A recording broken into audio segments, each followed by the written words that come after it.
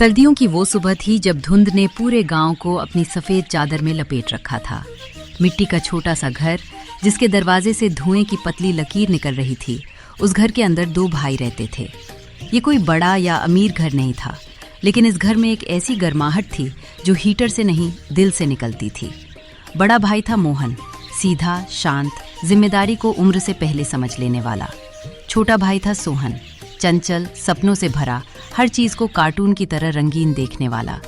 उनकी दुनिया बहुत छोटी थी, लेकिन भावनाओं से भरी हुई। मोहन सुबह सुबह लकड़ी काटने जाता ताकि घर में चूल्हा जल सके। सोहन घर के बाहर बैठकर टूटी साइकिल से कार्टून स्टंट करने की कोशिश करता। मोहन को लगता जिंदगी जिम्मेदारी है, सोहन को लगता जिंदगी सपना है। यहीं से दोनों भाइयों के रास्ते धीरे धीरे अलग सोच की ओर बढ़ने लगे। सोहन स्कूल जाना पसंद करता था क्योंकि वहाँ किताबों से ज्यादा उसे कहानियां मिलती थीं। मोहन स्कूल छोड़ चुका था, काम जरूरी था। जब सोहन कार्टून बनाता, मोहन उसकी कॉपी चुपचाप रख देता ताकि वो खराब न हो। ये प्यार था, बोला नहीं जाता, किया जाता है। एक दिन मोहन ने कहा, अब खेल कम, काम ज्यादा। सोहन चुप रहा, लेकिन उसके अंदर कुछ टूट गया। कई बार खामोशी आवाज से ज्यादा शोर करती है। रात को सोहन तारों को देखकर सोचता, एक दिन वो अपने कार्टून बनाएगा, लोगों को हंसाएगा। नीचे मोहन बैठा हिसाब जोड़ रहा था, कितना अनाज है, कितनी लकड़ी है, कल क्या होगा। एक ही छत के नीचे दो अलग दुनिया। मेले में एक कार्टून आर्टिस्ट आया। सोहन की आंखें चमक उठी।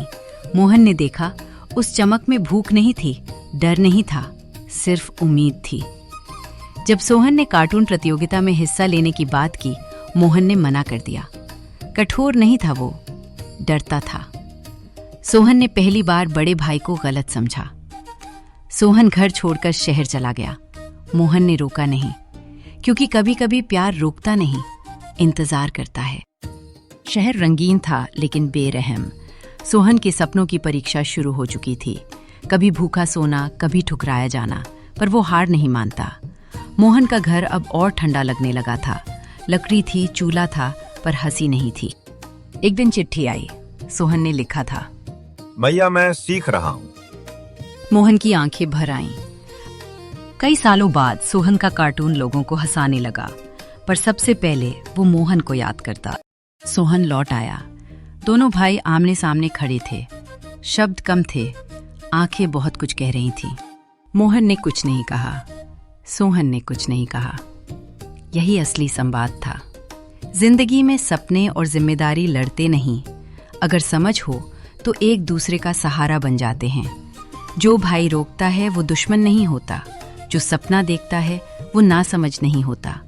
परिवार वही है जहाँ रास्ते अलग हों, लेकिन दिल एक ही जगह लौट आए। सोहन के लौट आने से घर भरा हुआ तो लगने लगा, लेकिन अब दोनों भाइयों के बीच एक अजीब सी चुप्पी थी। वो चुप्पी जो लड़ाई की नहीं थी, वो चुप्पी जो डर से पैदा होती है। डर कि कहीं फिर से कुछ टूट ना जाए। मोहन पहले की तरह सुबह जल्दी उठता।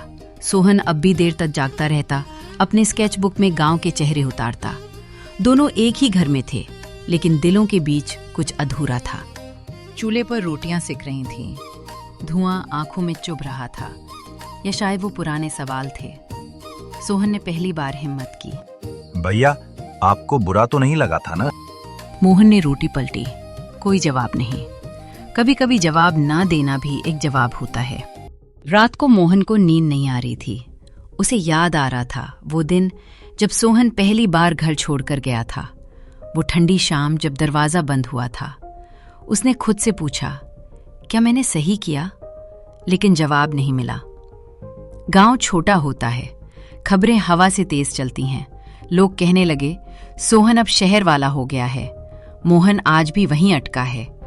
मोहन मुस्कुरा देता, सोहन चुप हो जाता, क्योंकि ताने बाहर से नहीं, अंदर से चोट करते हैं। एक रात जोर की ठंड के साथ बारिश आई।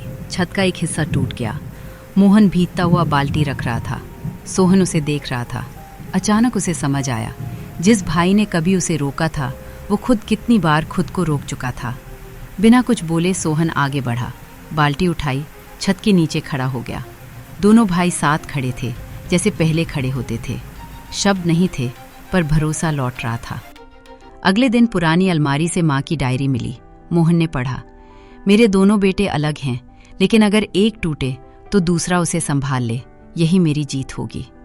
मोहन की आंखें भर आईं। उस रात मोहन ने पहली बार दिल खोला।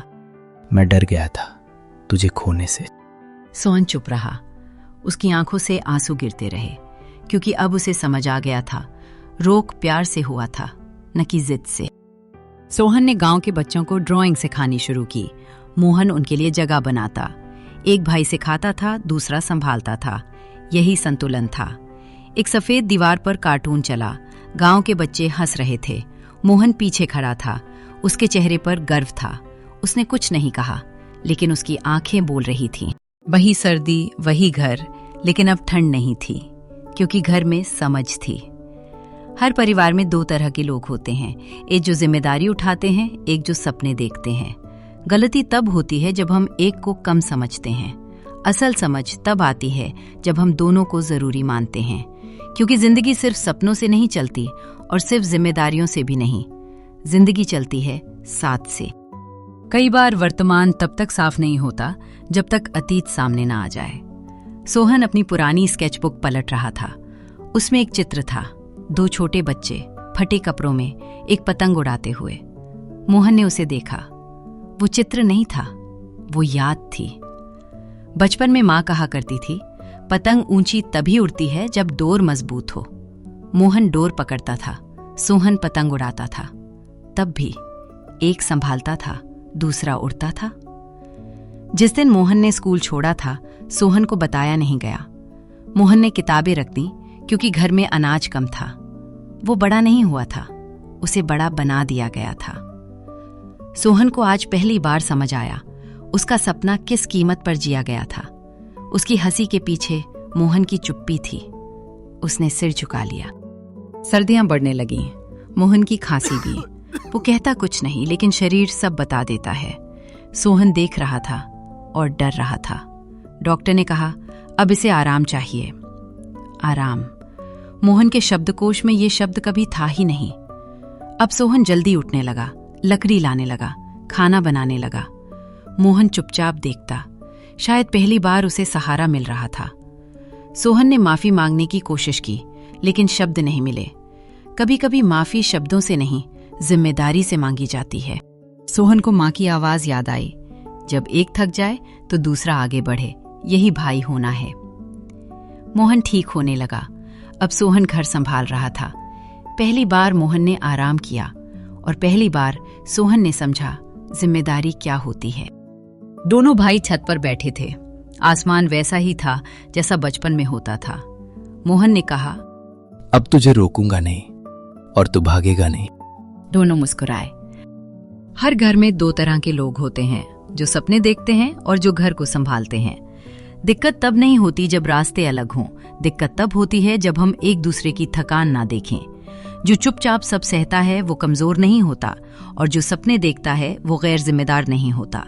असल परिवार वही है जहां एक गिरे तो दूसरा उसे उठाने आ जाए, क्योंकि सपने उड़ते हैं, पर उन्हें आसमान तक पहुंचाने के लिए किसी का जमीन पर खड़ा रहना जरूरी होता है।